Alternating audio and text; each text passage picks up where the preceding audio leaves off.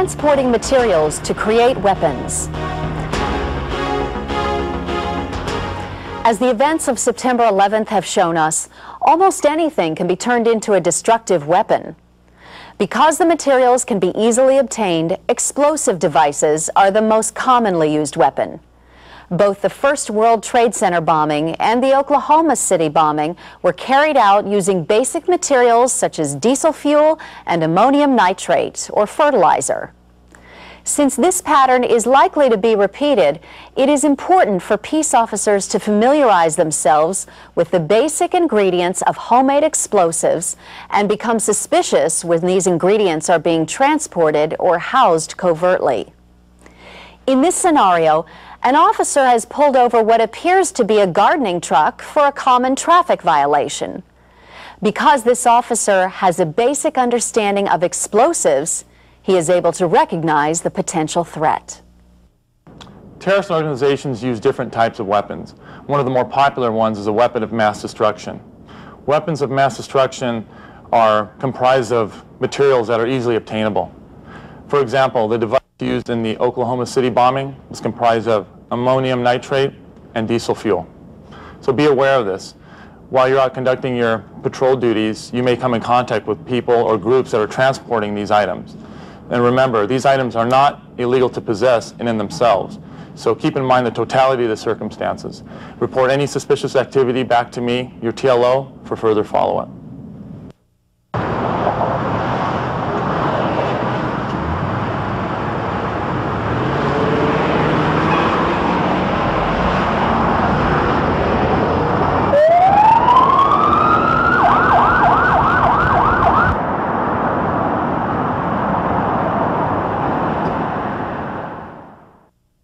How we doing?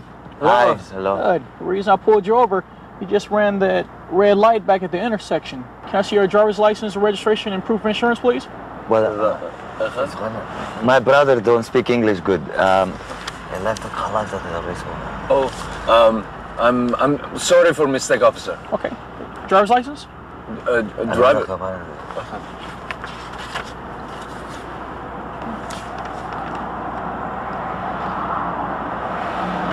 You have the registration to the vehicle? Well, yeah. It's a fine.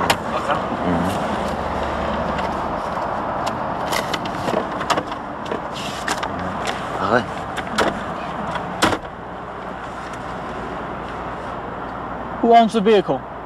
No. Cousin? My cousin. Your cousin? Your cousin. Cousin owns the vehicle? Okay, I noticed that your international driver's license is expired. Do you have another license from your country, California driver's license with you? Anything? No. No? Sorry, no. No. Okay, do we have our passports with us? Passport?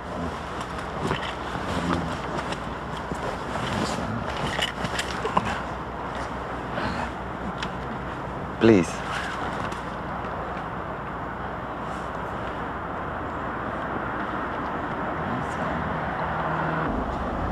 You work in this area? We lost. Freeway. Okay. Knows the equipment back here.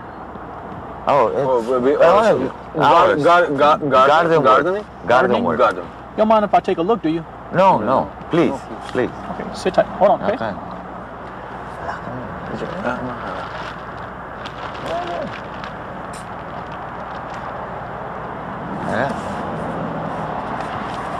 Okay.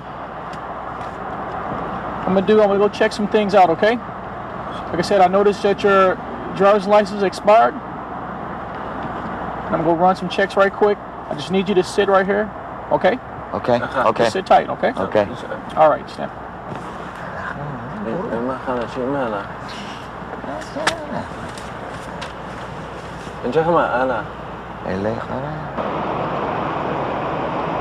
River City D11, could you go ahead and start me a tow truck and another officer for the impound, please? Unit D11, 10-4, tow en route.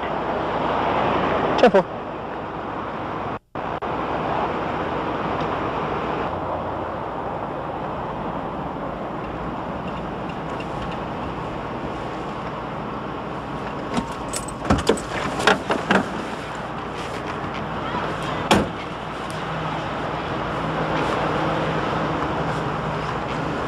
What have you got? Hey, how you doing?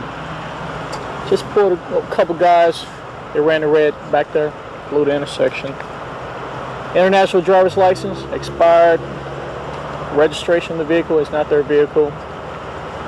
They said they're gardeners. Dressed really well. Looked at all the equipment back there. Brand new equipment, brand new gardening equipment. Got several bags of ammonium nitrate. Look, they got a couple cans of gas back there. Gas containers. Smells like diesel. So. These are their passports? Yeah, take a look at them. You know, these are from 2 different countries. This one's got a page missing. Maybe we need to talk to these guys. Well, I got a tow truck started already because I'm going to go ahead and take the vehicle no matter what because they're not licensed. So we'll go ahead and pull them out, search and everything else, and go from there. Let's do it.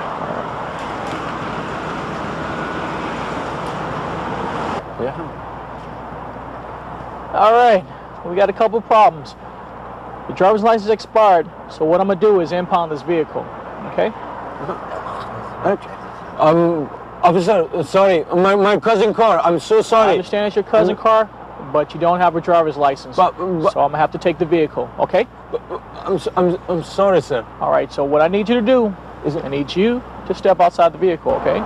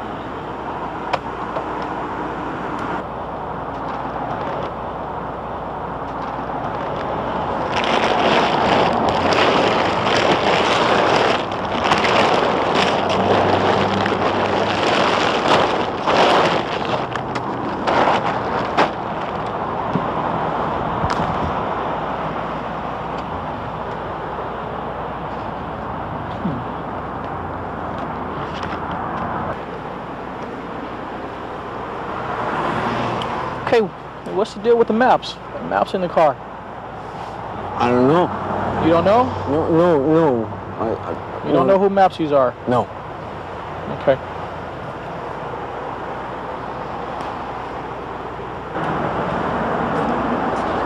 All right. These maps, a lot of major points of interest. Airports, amusement parks, major theaters. We got diesel fuel, at least 40 bags of ammonium nitrate inside the vehicle. Okay, so we've got most of the components that we need to make explosives. We've got an altered passport. We've got 2 guys that say they're gardeners and don't look like they're gardeners, and we've got maps with possible targets on them. We got a couple of really good FIs on the guys. Let's see if we can call TLO. Let's contact them. River City, D11. Could you go ahead and roll Detective Tomasi to my location, please? Let's review the key learning points of this scenario. You work in this area?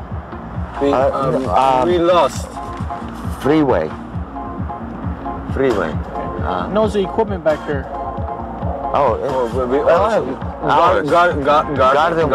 Garden work. You don't mind if I take a look, do you? No, please. Sit tight. Hold on, okay?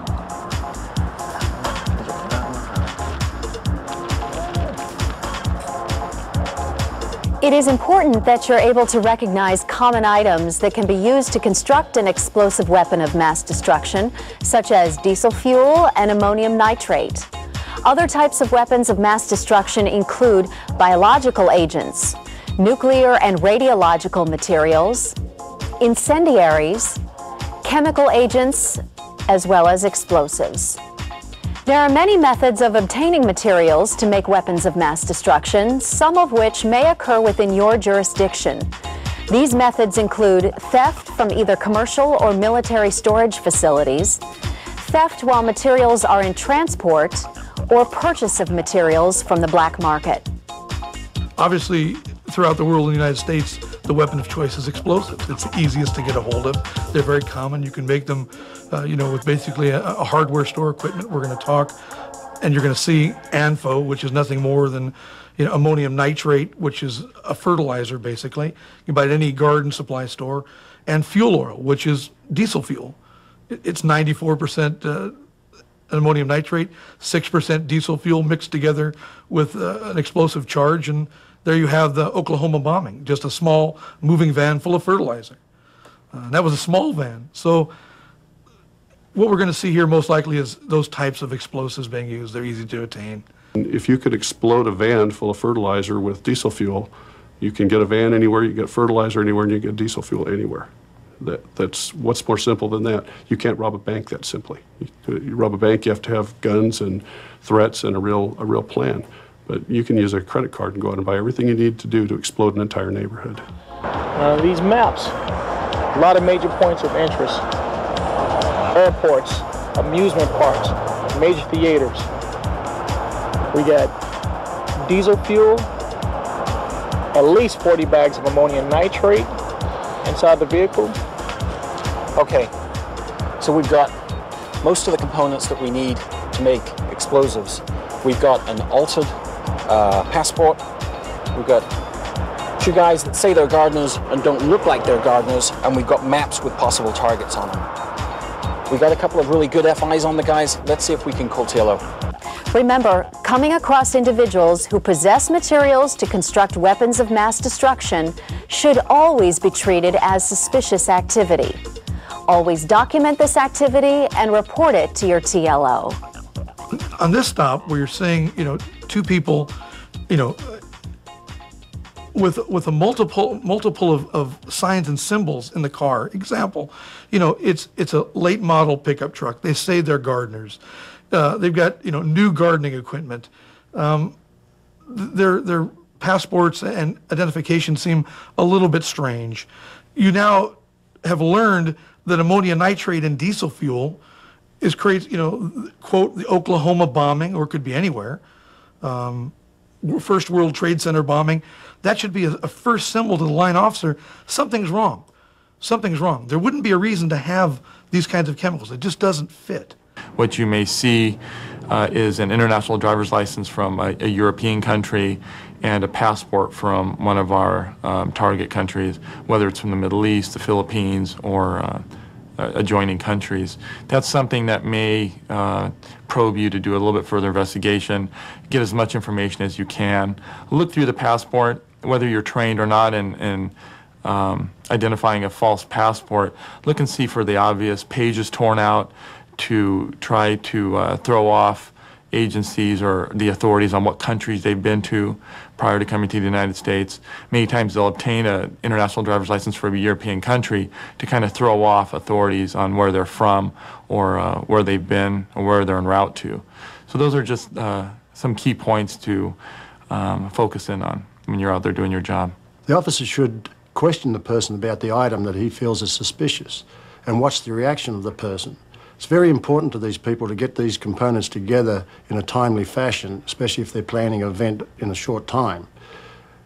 Concentrating on that item may prove to be the breaking point in that questioning period.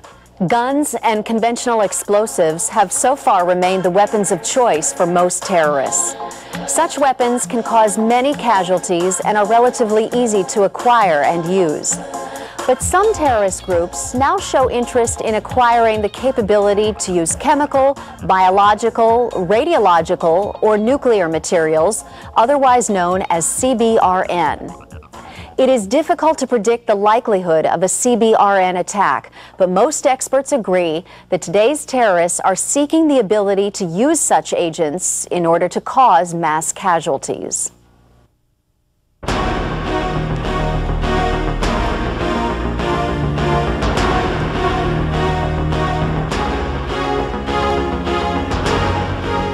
On September 11th, terrorists redefined the term weapon of mass destruction.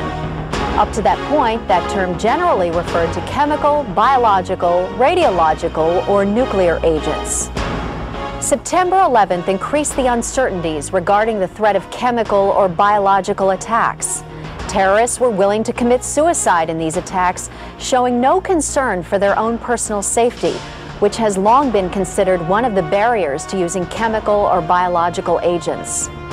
And most recently, the threat of anthrax has gone from a series of hoaxes to actual cases under investigation by the FBI. Still, these chemical and biological weapons confront terrorist groups with significant technical challenges. While lethal chemicals are easy to come by, getting large quantities and weaponizing them for mass casualties is difficult. Biological agents can more easily be acquired in nature or from medical supply houses, but important aspects of handling and dispersion are daunting. The 1995 release of a chemical agent in a Tokyo subway demonstrated the difficulties that terrorists face in attempting to use chemical, biological, radiological, or nuclear weapons to produce mass casualties. The terrorist group responsible for this attack used scores of highly skilled technicians and spent tens of millions of dollars developing a chemical attack that killed fewer people than conventional explosives could have. That same terrorist group failed totally in a separate attempt to launch an anthrax attack in Tokyo. To date, only nation-states have demonstrated the capacity to build radiological and nuclear weapons. I think if it's going to happen, it will probably happen with locally available materials.